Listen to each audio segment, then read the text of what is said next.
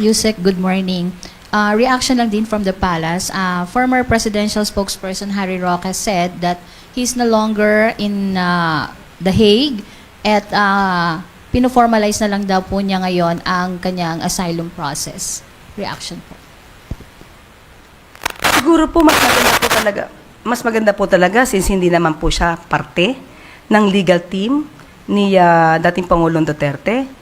Hindi po ba yan ang kanyang dahilan kung bakit hindi siya uuwi? Mas maganda pong umuwi muna siya dito at patunayan niya po talaga na siya po ay walang kasalanan. Sabi nga po natin, siya mismo po ang nag-amin, siya po mismo galing sa kanyang bibig ang mga kwento, ang mga dokumentong kanyang sinabi sa Quadcom hearing. Hindi po ba mas maganda na siya rin po ang mag-present nito para mapatunayan niyang siya ay malinis? Ma'am, since wala pa pong kaso laban kay Attorney Roque and wala na po siya sa The Hague, nagtatago na po siya ngayon, ano na lang po pwedeng gawin ng gobyerno? I-monitor po ba siya or makipag-coordinate kayo sa Interpol sa whereabouts niya? Hanggat wala po kasing kaso at hindi siya maituturing na fugitive, hindi naman po natin mahihiling sa Interpol na magkaroon ng red notice, most probably blue notice. Pero isasangguni po muna natin sa DOJ kung ano po yung susunod nilang hakbang. Thank you, ma'am. Maricar Sargan, Brigada FM. Good morning po, Yusek. May lumabas po na report na di umano nag-file daw po o nag-request ng asylum si former President Rodrigo Duterte sa China. Pero na-deny, may information po ba yung palace dito? Ano po yung nakarating sa inyo? Wala po kaming ganung impormasyon na natanggap. Hindi po yun ang mga lumalabas na info na dumarating sa palasyo. Ano po yung nakarating, ma'am? Napauwi siya mula sa Hong Kong. So wala po Yun lang. nakarating about asylum? Walang nakarating sa amin. Okay, thank you po. Follow-up question. Eden Santos, Net25. Good morning po, Yusek. Sa hearing po kahapon ng committee ni Senator Amy Marcos ay dininay na ni Secretary Remulla na hindi po si PBBM, hindi rin po si Secretary Gibot, si Secretary Anyo yung sinasabing mastermind nung pag-aresto po kay dating Pangulong Rodrigo Duterte. Sino po yung nag-utos sa PNP, especially kay General Torre, para po isagawa yung pag-aresto sa dating Pangulo? Yes. Itatanong ko lang po, sino po yung nagsabi ng word na mastermind?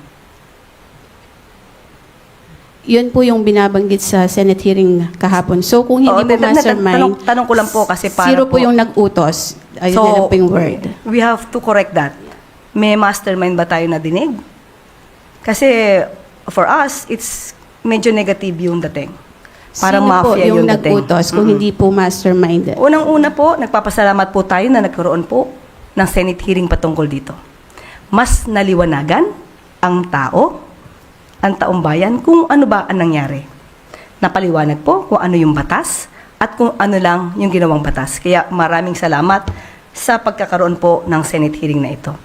Kung sino po ang nag-utos, wala po tayong personal knowledge dyan.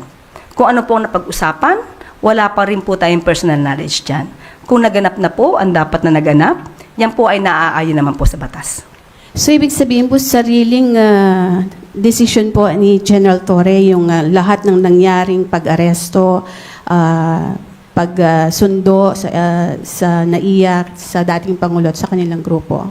Wala po akong sinabing ganyan. Ang sinabi po lang naman natin, wala po tayong personal knowledge kung ano po ang napag-usapan nila. Okay, ICC has no jurisdiction over the state but has jurisdiction over individuals according to Justice Secretary Remulla. Can you elaborate po itong binanggit niya ito or can you explain it para po mas maliwanagan ng taong bayan? Kasama natin po mamaya si Atty. Joel Butuyan at siya po ang mag-i-explain patungkol po dyan. Thank you.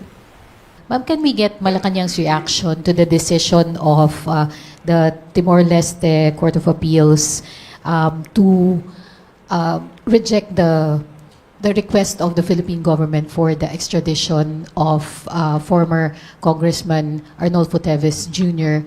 At ano po yung susunod na mga legal actions na gagawin ng gobyerno tungkol dito? Medyo nagulat po ang ang administrasyon, lalong-lalo na po ang DOJ patungkol po dito.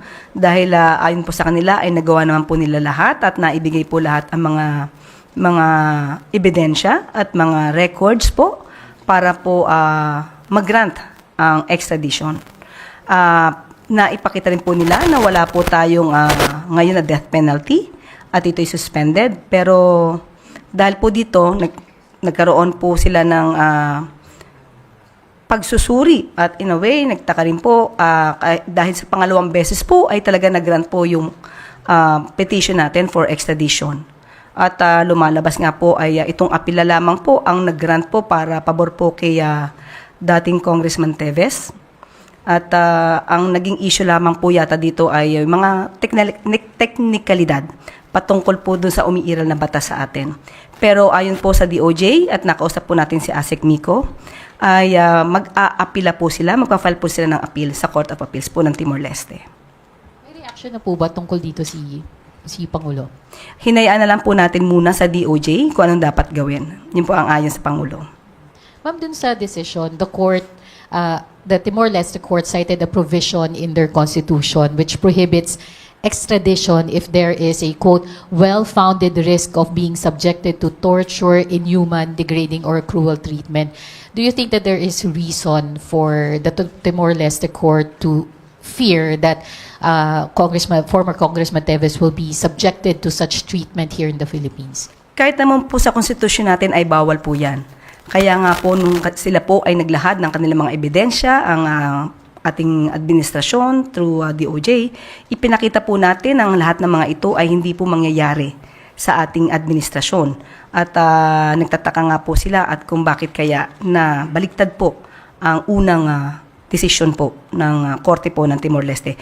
Kaya po sa pamamagitan po ng appeal na kanilang isasampa, ipapakita po nila na dapat po talaga mag-grant ang extradition.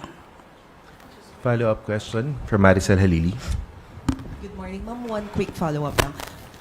Gaano kalaking setback ito in terms of the investigation against Congressman Teves? Malaki po ang magiging impact po nito considering na may mga di umanong biktima na nag-complain naman laban po kay dating Congressman Teves. So kaya po hanggat makakaya ng administrasyon, ilalaban po rin natin ito para po sa hustisya sa mga di umanong biktima. Jean Mangalus, Philstar. Good morning. Justice Secretary Remulla admitted that the justice system in the Philippines failed the EJK victims and that cases are very hard to pursue here. So are we still capable of pursuing drug war cases beyond former President Duterte? How are we looking for accountability for other drug war suspects? Sa ngayon po, hindi po tayo tumitigil na magbigay ng hustisya. Hindi din po natin tinitigilan ng paglaban sa mga illegal na droga. Kakayanin po natin to at hindi po tayo magsasawalang bahala po patungkol dito. Quick follow-up. Are we taking specific steps to address the supposed systematic lapses in the justice system? Ngayon po, nakikita po natin kung paano po magtrabaho ang administrasyon. Nagkataon lamang po siguro kaya nagkaroon po ng kaso sa ICC dahil gumagana naman po ang hustisya sa ibang tao. Nagkataon lamang po siguro na yung hustisya na dapat na makamit dahil sa pangyayari sa war on drugs ay hindi nakamit sa panahon ni dating Pangulong Duterte. Pero how will we pursue justice in the Marcos administration? Kung meron po mga nag-file na complaint at kumpleto naman po ang ebidensya, at mapapakita po na dapat pong iakyat ang mga kasong ito sa korte, yan po ang gagawin ng DOJ. Ann Soberano, Bomboracho.